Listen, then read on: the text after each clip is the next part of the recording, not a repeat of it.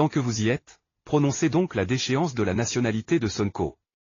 Transformez ces hauts fonctionnaires en pitres, amuseurs de cirque pour les faire jouer le rôle clownesque de censeurs sélectifs et ciblés du jeu électoral, ce Sénégal-là, celui d'octobre 2023, de Macky Sall, est méconnaissable. Un agent judiciaire de l'État rattaché administrativement au ministère des Finances et du Budget, obligé de s'impliquer dans un contentieux électoral concernant une seule personne, sans retombées pécuniaires pour l'État dont il est censé défendre les intérêts. Un directeur général des élections qui use de cachotterie pour ne pas rencontrer le mandataire d'un candidat rétabli dans ses droits d'être électeur et éligible par une décision de justice pour lui remettre ses fiches de parrainage. Des juges de la Cour suprême sommés d'enrôler expressément un dossier de diffamation porté en cassation il y a seulement quelques mois alors que d'autres qui l'ont précédé depuis des années attendent encore dans les tiroirs poussiéreux de la juridiction suprême. Dites-moi. Quel est ce seul pays au monde où une condamnation minimale à des peines de prison en sursis ou d'amende pour un simple délit de diffamation pourrait invalider définitivement la candidature à l'élection présidentielle du leader de l'opposition?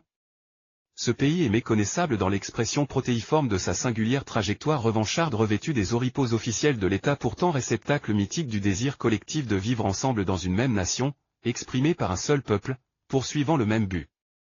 Tout cela du seul fait du prince qui, incapable d'entrer pendant 12 ans dans les habits sacrés du chef de l'État, de saisir le sens de l'histoire, piétine l'élégance, la bonne mesure, la hauteur, le sens du dépassement, l'adversité strictement républicaine, préférant descendre dans les profondeurs abyssales de ce piètre combat de Belluaire et autres mirmillons. La peur obsessionnelle et quasi irrationnelle de Ousmane Sonko n'a pas de limite.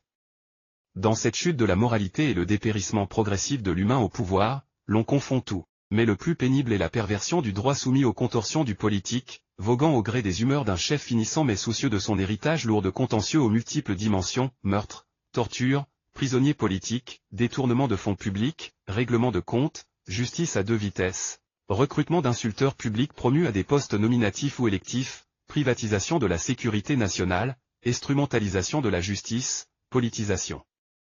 outrancière de l'administration électorale, etc., impliquant des proches qu'on ne voudrait jamais voir subir le sort que l'on fait vivre pourtant aux autres au nom de l'arbitraire d'État.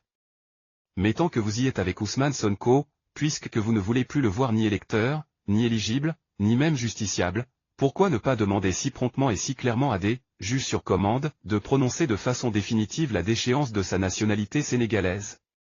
Pénible de vivre ces moments et de ne pouvoir rien faire, sinon d'écrire pour exprimer le dégoût de voir ce pays qu'on aime si profondément prendre le sens inverse de l'histoire, celui de la douloureuse régression démocratique.